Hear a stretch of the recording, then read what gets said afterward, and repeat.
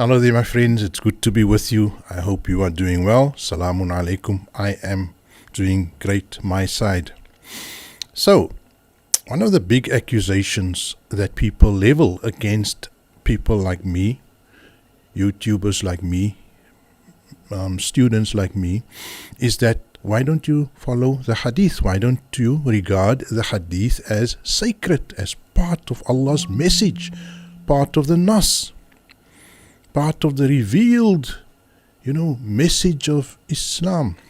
And we're saying, no, personally, I respect the hadith, but I cannot say that the hadith is the revealed word of Allah. It's not. The Qur'an is the revealed word of Allah.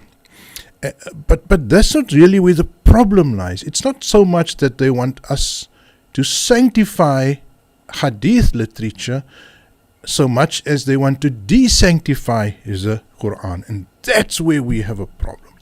They want to take away the sanctity of the Qur'an, and I'll prove it to you now, because I'm going to give you 10 fatwas from the Qur'an, and I want you to see how alien these positions are, how strange these fatwas feel, because these fatwas are based purely on the Qur'an. Let us look at these fatwas, and let us go through them, and you tell me if they don't feel strange for you. However, if you're a man of hadith, you will question these fatwas. Number 1, Allah, not man, declares what is religiously forbidden. Allah, not man. God, not man, declares what is halal and haram. وَلَا تَقُولُوا لِمَا تَصِفُ أَلْسِنَتُكُمْ الْكَذِبُ هَذَا حَلَالٌ وَهَذَا حَرَامٌ. Refrain therefore from using untrue claims. I'm talking about the second paragraph here. Using untrue claims like such and such is lawful and such is unlawful, in order to fabricate lies in God's name. Chapter 16, verse 116. And there's the other verse here, the top one. Tell them, قُلْ هَلُمَّ شُهَدَائِكُمْ الَّذِينَ يَشْهَدُونَ أَنَّ اللَّهَ حَرَّمَ هَذَا فَإِنْ شَهَدُوا فَلَا تَشْهَدُوا مَعَهُمْ.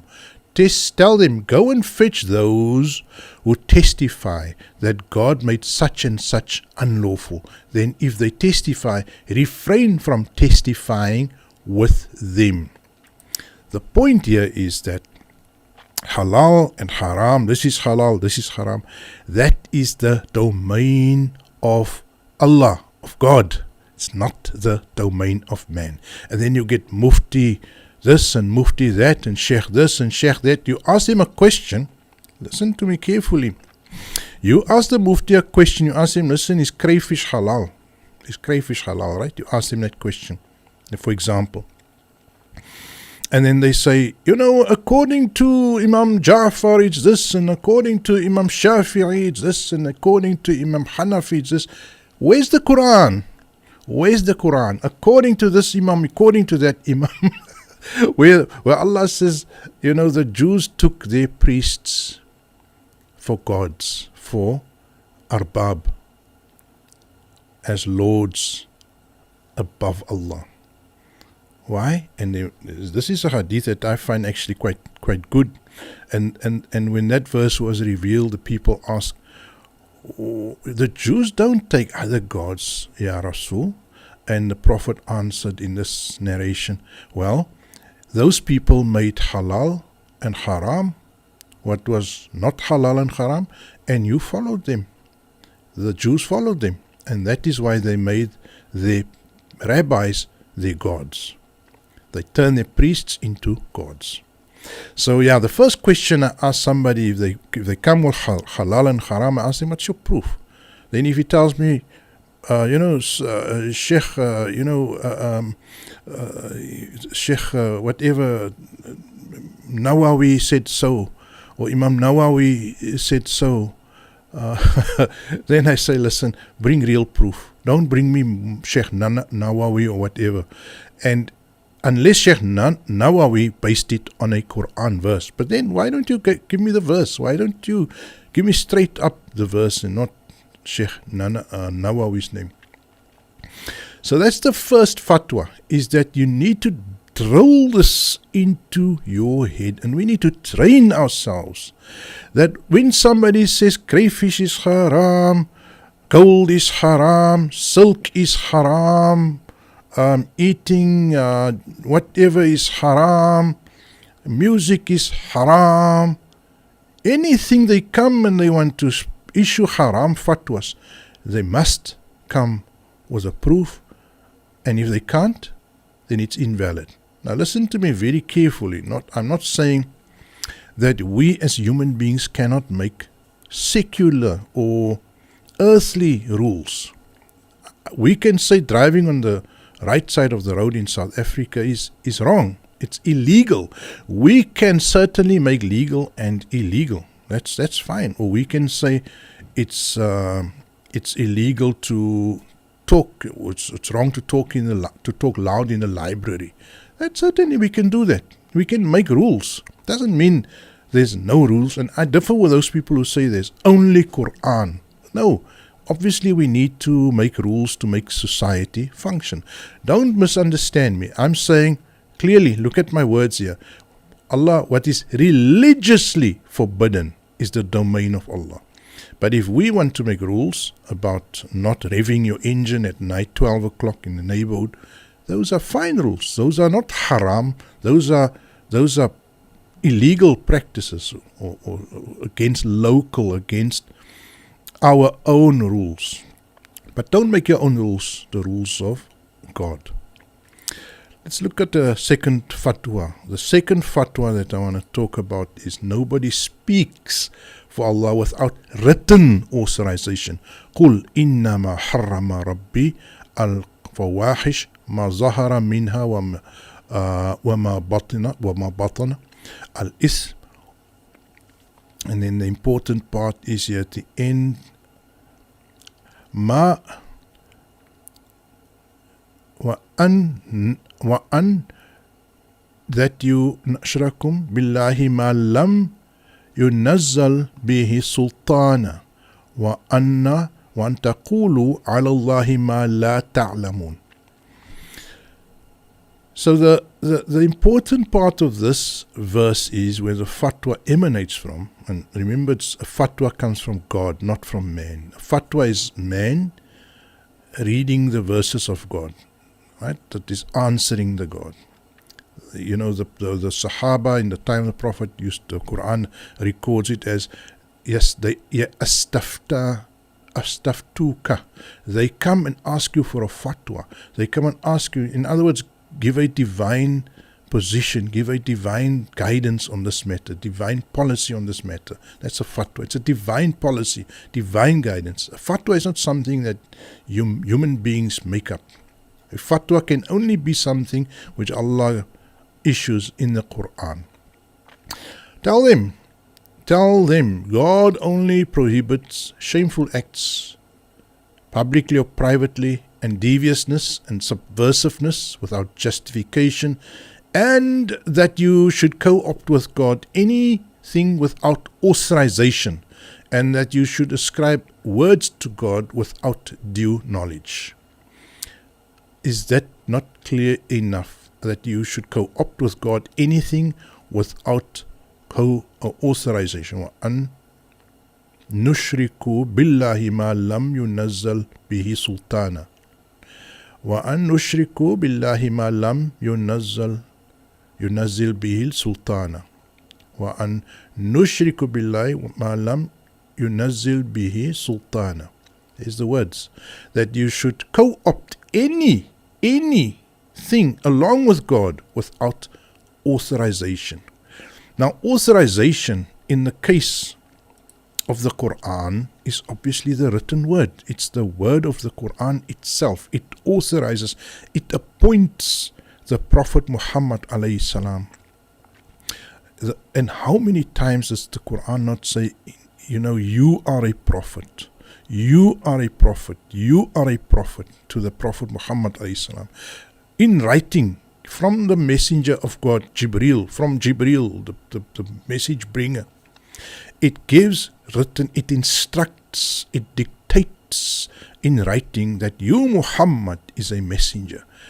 Nobody else can come and claim that position of being a messenger, or can speak as the messenger. Right? It's going to get more interesting now. Let's look at another one here. Fatwa number 3. Any post-mortem claim. Now, we're becoming very, very threatening to those who want to turn all these hadith books into the word of Allah. All these hadith books, they want to turn into the word of Allah. They want to turn it into religious texts. Any post-mortem claim attributed to the Prophet Muhammad alayhi salam requires 2 witnesses and being written down. Wow. How are they going to explain, to say that all these khabar ahad, all these single narration hadiths are from the Prophet? How can they explain that? First, let me show you what is the word wasiyah, which is there. The meaning of wasiyah, because it's a crucial word here, right? Ya ayyuhalladhina amanu shahadatan bainakum idha hadrak ahadakum al-maut hina al-wasiyah ithnan. When you are visited, or you let's just quickly get to the meaning of the verse, and then we'll go to the word wasiyah that I want to explain. Heed this, you who embrace this scripture. Valid civil testimony when facing death and in leaving a will comprises 2 unbiased persons from your own or 2 strangers. When abroad and confronted by the prospect of death, then after the will of the deceased has been observed, and you still have doubt, subpoena the 2 witnesses, then swear our testimony. Right. So that is just. There's another verse, right? There's a verse in Surah Baqarah also that says more or less the same. That speaks on the same thing, the 2 witnesses. I put one verse here. You can go and find the other verse. The point that the Qur'an is making is that if anyone is facing death and wants to leave hardcore instructions, in other words, legal instructions with the power of attorney, with the power of the law. If I want to say that I want to leave my house for my children, they should form a company and they should be equal shareholders, that is called a wasiyah. I'm giving instructions that will be enforced post-mortem, after my death. Right. Now, if the Prophet Muhammad alayhi salam, if he wanted to leave, like the hadiths, which are all instructions supposedly, because that's what people make of it, the hadiths are turned into legal instructions of the Prophet, right? His acquiescence, his words and his actions. So we're saying that all of those are legally binding. When the Prophet says, whatever, stone the adulterer, it's a very, very legal, it's a powerful, it's an instruction with far-reaching implication. We need to stone somebody, right? Even to stone them, we need 4 witnesses. But for the legal instruction, we only need 1 witness to say the Prophet said so. How can it make sense? The witnessing, the witnessing process is out of kilter. It's not fitting. But here the Qur'an speaks. I don't have to speak. The Qur'an speaks, and the Qur'an says anyone who wants to leave a legal injunction. Now let's look again at that word wasiyah. When you leave a wasiyah, you need 2 witnesses. And what is the meaning of al-wasiyah? Specifically, a will or testament. This is from dictionaries, right? Go and check the dictionaries. This is not Anwar's made up explanation. And use AI, please. Use AI. Use the dictionaries. Use any form. The meaning of al-wasiyah, a will or testament, legal instructions, after death. A moral or religious injunction, advice or command such as prophetic teachings, a binding recommendation. A pre-Islamic and early age wasiyah was closely tied to the concept of passing down instructions, whether material inheritance or spiritual ethical advice. The Qur'an example 280 uses it in the context of bequeathing property or advice before death. Or advice before death. Now this is I'm just giving an unbiased explanation. So coming back to this fatwa number 3, any post-mortem claim attributed to the Prophet Muhammad ﷺ requires 2 witnesses and being written down according to chapter 2 verse 180 and according to this chapter 8, I'm not sure now, verse 106.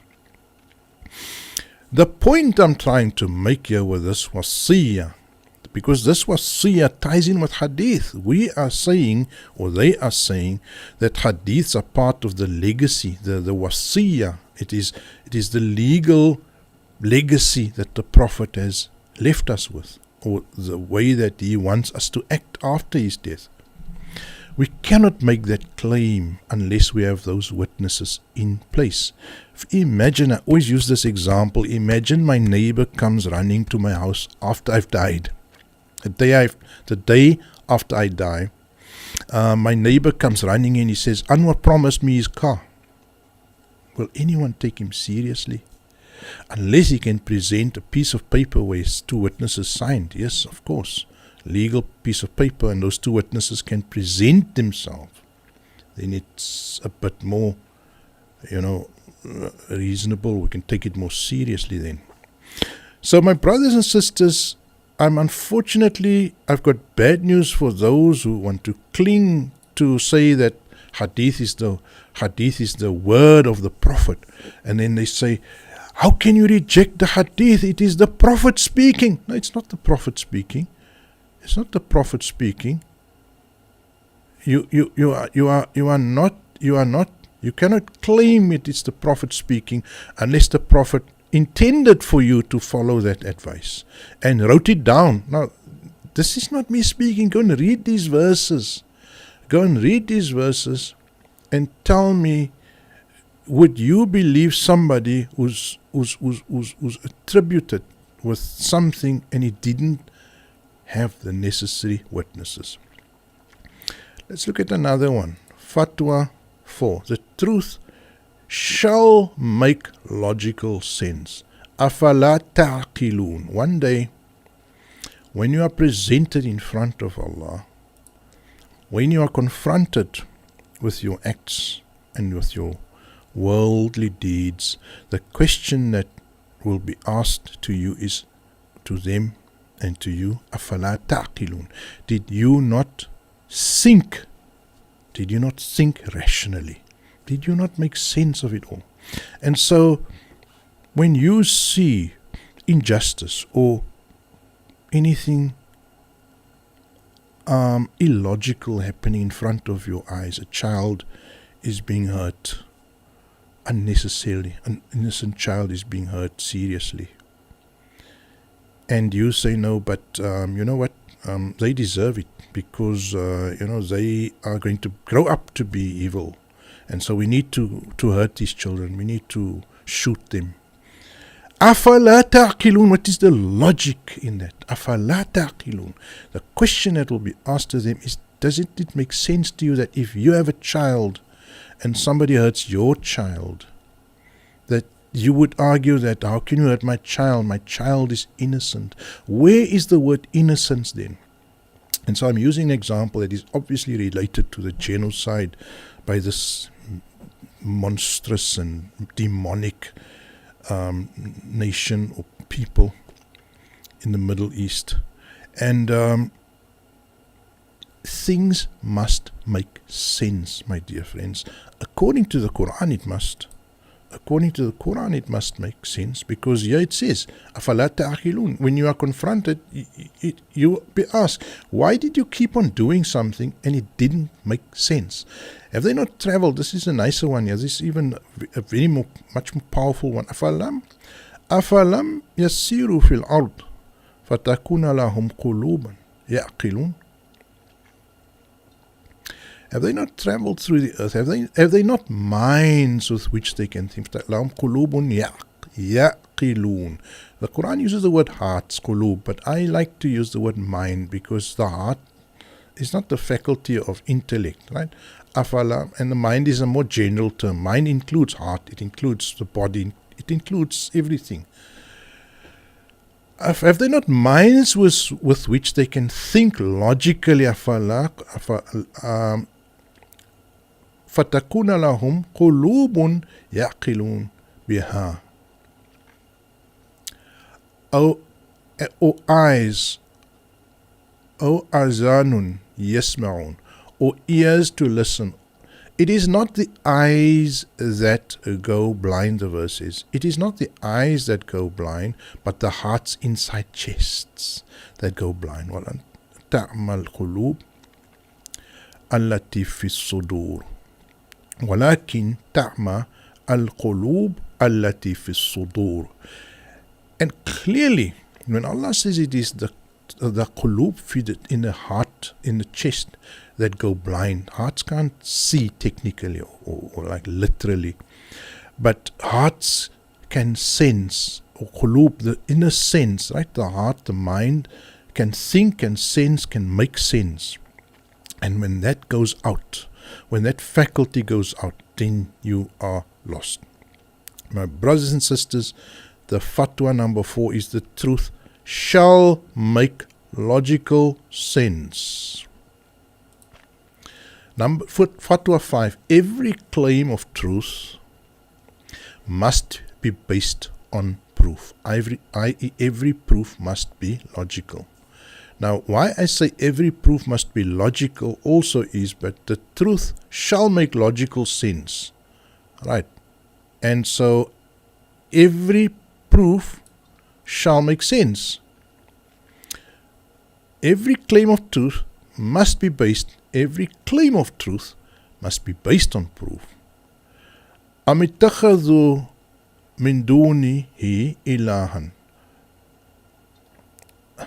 أَمِ اتَّخَذُوا مِن دُونِ آلِهَةٌ قُلْ هَاتُوا بُرْهَانَكُمْ هَاتُوا بُرْهَانَكُمْ أَمِ اتَّخَذُوا مِن دُونِهِ آلِهَةٌ قُلْ هَاتُوا بُرْهَانَكُمْ.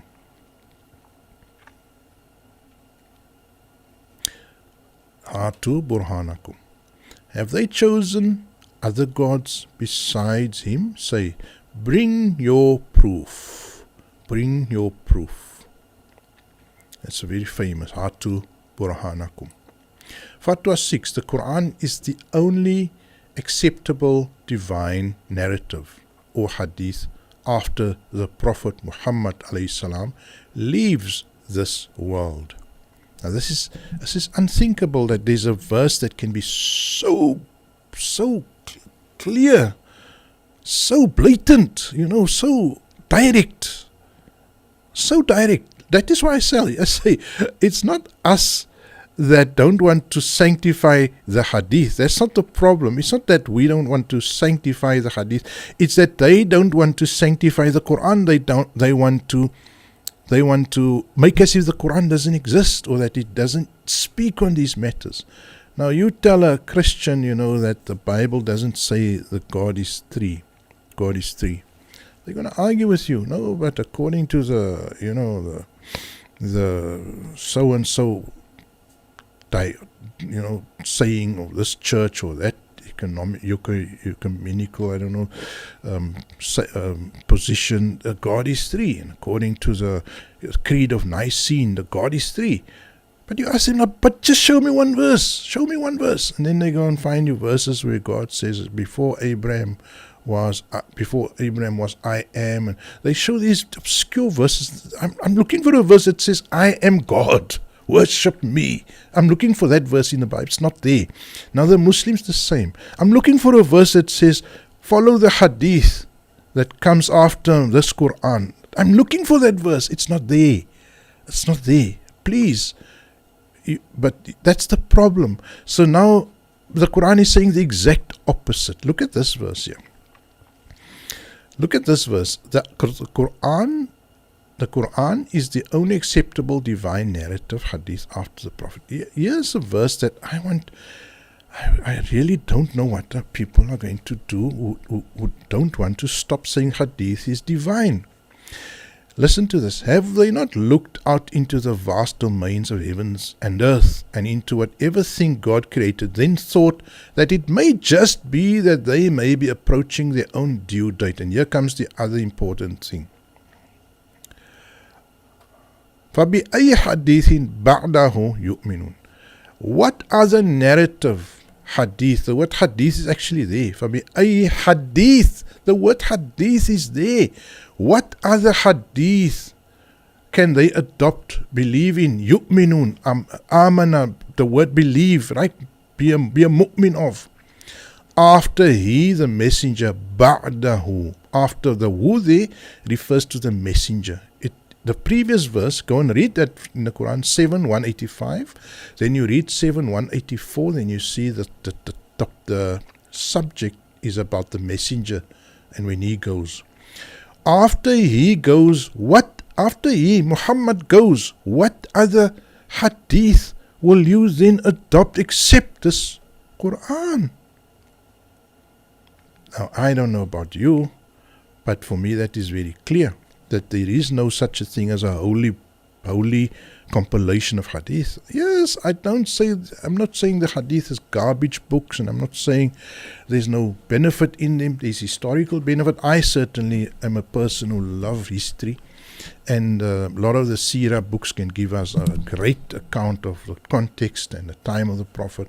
So you don't have to lecture me on, how do I know Makkah is where it is, or how do I know anything to do with, I'm a man who accepts that the hadith gives you context, the history, but it needs like with all historiography or the science of historiology. Sorry for not saying that but correctly, but it requires corroboration, right? And this thing about hadith being holy doesn't require corroboration. You can just say the Prophet said you must stone women to death without corroboration. Any hadith can just be used as a divine law, and that is where it has taken a wrong turn. Very, very clearly, the Qur'an is the only acceptable divine narrative after the Prophet leaves this world. That's Fatwa number 6. Fatwa number 7. No verse of the Qur'an is abrogated. Now the mess up here comes, why abrogation or cancelling verses came in is because for these priests who wanted to be the self-appointed experts of the Qur'an, they found in their own feeble minds contradictions, right? They would find the wasiyah is in verse 1, chapter 2, 180, it says you can dispose of your estate as you see fit, according to what is good and fair. And then they see in chapter 4, verse 12 and 13, they see there, or 11 and 12, they see there that there's a formulaic distribution of your estate. So they don't know how to make sense of the two, right? That is these feeble-minded priests. They don't know how to make sense of the two, and then they say, well, the first one must be abrogated, must be cancelled, because they don't know how to make sense of the Qur'an. So they start cancelling the verses out. There's no thing like that. And then they even find a verse where Allah says, ma nunsi, whatever what we make you to forget. But I didn't live in the Arab world very long, 2 years, but I learned in that short 2 years that if you want to go to a copy shop, you ask them, listen, make me a nuskha of this. Make me a nuskha, a copy of this. I know that. I asked it a lot. Nuskhatain, nuskha. I know the word nuskha means to make a copy. And so for me, when I saw this verse, it jumped out of the Qur'an pages for me. I'm not even an Arab. How can I get the meaning and the Arabs can't get the meaning?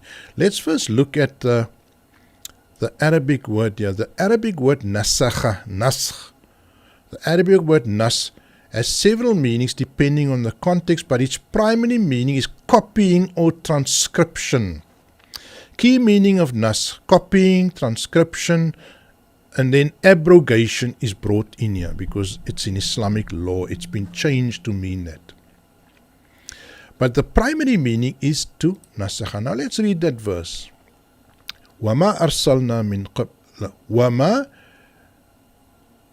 نَنْسَخْ مِنْ آيَةٍ أَوْ نُنْسِيهَا نَأْتِي بِخَيْرٍ مِنْهَا. Right. Now, here a copy is to reissue. And it's simply like this. مَا نَنْسَخْ مِنْ آيَةٍ أَوْ نُنْسِيهَا نَأْتِي بِخَيْرٍ مِنْهَا.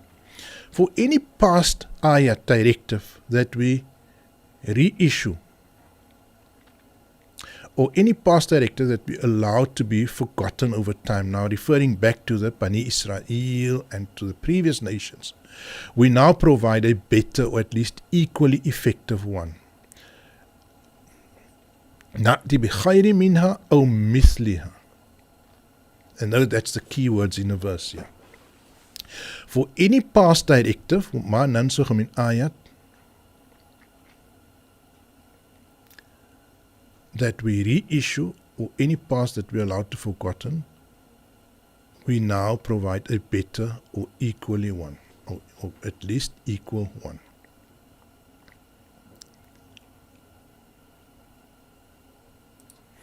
So the meaning here is certain directives from the past, right, are reissued, and certain directives from the past, from time of previous messengers, have become forgotten. So they are either reissued or they are resuscitated. Right? They are reissued. They are in fact the original position is reissued. Let's say not like eating of pork is reissued in the Qur'an. Or if it had become forgotten, then it is again it is reissued also.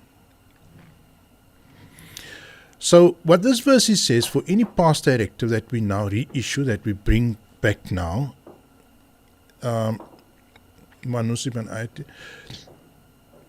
we now provide a better or at least equally effective one. The verses that come out in the Qur'an, to the people now are either it is reissued, right? It is a reissuing of a past directive, or it is a resuscitation of a direction or directive that went forgotten. Now, an idea of something that went forgotten, perhaps, let's say the prohibition on interest. The Jews became involved in interest again. So that is reissued, but it is better or equally effective as the past one. Do you see what I mean? The Qur'an comes and it reissues past directives, or it reissues or it revives past laws that went forgotten. But it does so in a way that makes those directives better or equally effective. Look at it again. For any past directive that we reissue, so in other words, it was there, it's still there, or any past directive that was forgotten, now we bring it alive again. What is happening in the Qur'an is, it is reissued, it is brought back either better or at least equally effective. I hope you see the meaning there. Past directives, Bani Israel, to the Jews, to the Christians, to any other nation, were forgotten. So we either revive them or we reissue them. But when we reissue them, the new version is better or at least equally effective. And that is what the verse says there. And as I said to you, the word Naskh is very clear. It is to copy, it is to transcribe, it is to reproduce, it is to reissue, reproduce, reissue. That is the word nasakha. Don't ask me, go to the dictionary. This is not me making things up, right? But even here, this word naskh would make complete sense. فَيَنْسَخْ أُمْنِيَتِهِ فَيَنْسَخُ اللَّهُ مَا يُلْقِيَ الشَّيْطَانُ ثُمَّ يُحْكِمُ اللَّهَ آيَاتِهِ. Now this verse here, 2252, would not even make sense if you say naskh means abrogation. Whenever we send forth a messenger or a prophet before you with an intended message, the devil would subvert his intended message based on his own desires. So the devil would come and subvert the message of the messenger. But God reissues whatever part of the message the devil may have corrupted.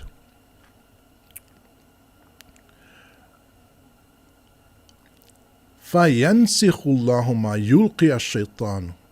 Whatever the devil has cast in it, God will reissue. He reissues. Now, how can God abrogate? How can Allah abrogate that which the devil has messed with? Right? The devil messes with certain things, right? With certain rules. He misleads people and he tells people, look, you don't have to rule by Allah's law. He messes around with it. But God reissues whatever the devil has contaminated, whatever he has corrupted. God reissues whatever part of the message the devil may have corrupted. And that is the way the word nasakha makes complete sense. Are you with me, my dear brothers and sisters? Do you see what we are dealing with here? So I'm going to go to the next fatwa number 8. The global community of righteousness is one community based on commitment and common purpose, not based on theology. Okay, so what happens is the priests, they invent theological purity. So they start saying that, you need to believe in God, but no, it's not enough. You need to believe in the Prophet Muhammad, but it's not enough. You need to believe in his Sayyidina Umar and Sayyidina Abu Bakr, otherwise you're not a Muslim. But it's not enough. You need to believe in Sayyidina Abu Huraira and Sayyidina Muawiyah. And then it's not enough. You need to believe in the pious Salafus Salih, the Tabi'een, those who followed them. It's almost like this hair splitting, this Puritanism, the purity, this purity test, whatever. It becomes more stringent. Theology becomes more stiffer as time goes by. Even when it comes to any practice, let's say wudu, let's say cleansing, washing, right? If we look at that as a ritual washing. I wash my face. No, it's not enough. You need to wash it 3 times. No, it's not enough. You need to cover the face. No, it's not enough. You need to do the ears also. No, it's not enough. You need to make sure the hands, the water, the type of water is. So theological purity is the enemy of practice and of commitment. Because if you reduce religion to hair splitting, then nobody can move forward. You see, we are all trapped in this muddy morass of trying to do things perfectly. And they say perfection is the enemy of progress, or the perfection is the enemy of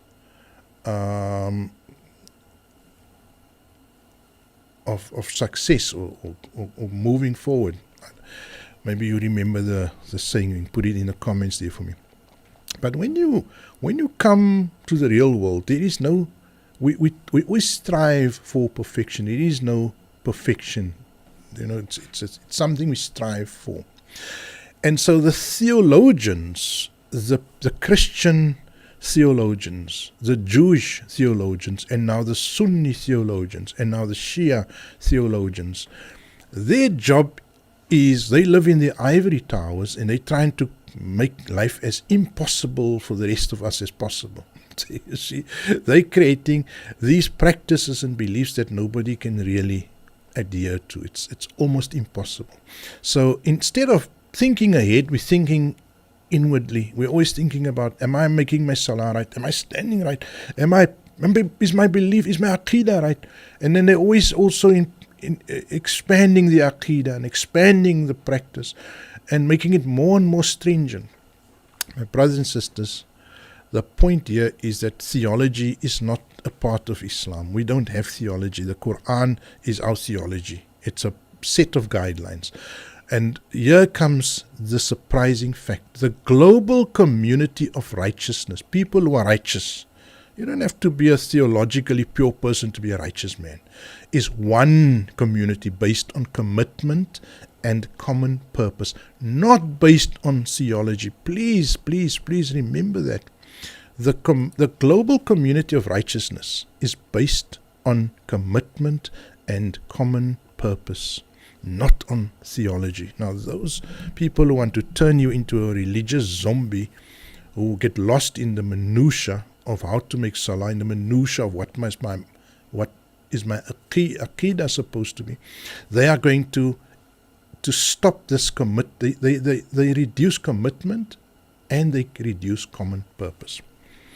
Because to tell you the truth, right now the ongoing massacre, genocide, barbaric assault on the people there in the Gaza Strip has taught us that there are many righteous people who are not supposed to be Muslim, who are not Muslim in name. I've seen some Jewish people on the internet marching, putting their lives at stake. I've seen some atheists. I've seen some Christians. I've seen some Buddhists. I've seen people from around the world who stand up at risk to themselves, losing their jobs, losing their career because of standing against this scourge of Zionism, the scourge of Israeli Herrenvolkism, the scourge of racism. People have lost their jobs because the power is the force is very powerful. You know, the force of the devil today is very powerful. We have the devil running the show today. And if you question the devil, you are cancelled. So many people sell their souls. What it tells me is that this global community of righteousness, the global community can be a righteous community that transcends those who call themselves Muslim. Now, make no mistake, my belief and my position is that the Qur'an is the divine book of guidance, and those who follow this book is guaranteed triumph and success. The Qur'an even says it. They are those who will be yuflihun. They will be the people who will triumph in the end. And it is almost like saying you are fighting, you are going to the battle fully armored, fully armed, fully defended with all the latest technology. That is the Qur'an. Versus somebody who comes to the battle naked and with a little switchblade. It's not the same. You see, the Qur'an just gives you so much more of the resources, intellectual, spiritual, and in any other way, to go to the battle. And those good Jews, good atheists, good Christians who are also coming to the battle, people of righteousness, they don't, unfortunately, have that preparedness that the Qur'an gives you. And the pathway to success for them is so much more difficult. But it's not as if I'm disowning them or telling them, you are not they are my partners in this battle. We are a global community of righteousness. We who abide by the Qur'an, who abide by the divine message, who believe in the supreme Lord of the universe, we have the spiritual resources that are much stronger. We have the the guidance, the guidelines, the parameters that give us so much strength. If you never drink, if you never weaken yourself in other ways, like drunkenness, for example, you have so much more strength than the person who says, no, I like to, get drunk on the weekend and during. We have the resources. We have the moral resources, the social resources, the psychological resources, the spiritual resources, all of these to become a powerful, strong community. But it doesn't mean that the Jew, the Christian, the atheist cannot be part of an idea of righteousness. Let's look at what the Qur'an says. Fatwa number 8. Indeed, those who embrace the Qur'an, and the Jews and the Sabians and the Christians, whoever acknowledges God and the final day while working righteously, وَعَمِلُوا الصَّالِحًا وَعَمِلَ الصَّالِحًا, those who work righteously will have no fear, nor should they despair. So you see, the key word is people are able to be righteous. This is not me speaking. Verse 5, chapter 569 is the Qur'an speaking. Let's look at the other verses here. There are those among humanity who state we embrace God in the final day while not really being with those who embrace the message. So you see, that just says that there are those Arabs, for example, who are excluded from this righteous community. This community of yours is one community, and I'm your Lord, so worship me. So there's not a Shia Islam and a Sunni Islam and this should eliminate any notion that there can be a Sunni Islam or a Shia Islam. Inna hadi ummatukum ummatan wahida. The community of yours is but a single community with me as your Lord and sustainer. So my brothers and sisters, the community of righteousness, if they do righteous deeds, if they are righteous people, can we still work with them? I believe so, especially in our time, when people have messed up the idea of religion so much. Fatwa number 9. A person requires a social conscience to find guidance in the Qur'an. And that's right up front, chapter 2, verse 3. This book guides those who admit to transcendence, build cohesion, and socially invest what we gifted them. So, before you can guide, this book guides those who want to socially invest what they have been given. So this book guides those who are willing to invest socially, who are charitable. So if you are not a charitable person, if you're a miser, if you're selfish, if you are self-focused, if you are a hoarder of your own wealth, you are not guidable, my dear friends. The Qur'an says it guides those who الَّذِينَ يُؤْمِنُونَ بِالْغَيْبِ وَيُقِيمُونَ الصَّلَاةَ وَمِمَّا رَزَقْنَاهُمْ يُنْفِقُونَ. The other one is, one requires discretion or restraint to find guidance in the Qur'an. Behold then that undisputable code showing the way to those who practice discretion. ذَلِكَ الْكِتَابُ لَا رَيْبَ فِيهِ هُدًى لِلْمُتَّقِينَ. So these two final fatwas, they say that before you want to read the Quran, first change your attitude. Before you want to find guidance in this Quran, first become a person of compassion, a person who is charitable, a person who wants to share his wealth instead of hoard whatever he's been given, or share his knowledge, or share his ability, or share his expertise. That is where you start. If you don't have money to give, you have expertise, you have time, you have effort to give. You cannot find guidance in the Quran until you have made that important attitudinal shift from being a selfish, self-centered, hoarding, greedy person to being a sharing, compassionate, and charitable person. Number 2, if you're an unfettered, unrestrained, uncontrollable person in terms of your anger, in terms of your jealousy, in terms of your relationships with other people, if you are out of control in all of these ways, the Qur'an will not guide you. The Qur'an will not guide. Qur'an says, "Hudal il-muttaqeen." It will only guide those who have restrained, who have qualified themselves of being people of restraint, of measuredness, of discretion, that when you speak to people, you speak in a restrained and a measured and a controlled way. When you buy something, you spend your money in a controlled, restrained and measured way. When you are upset, when you are angry, you are angry in a controlled and a restrained and a measured way.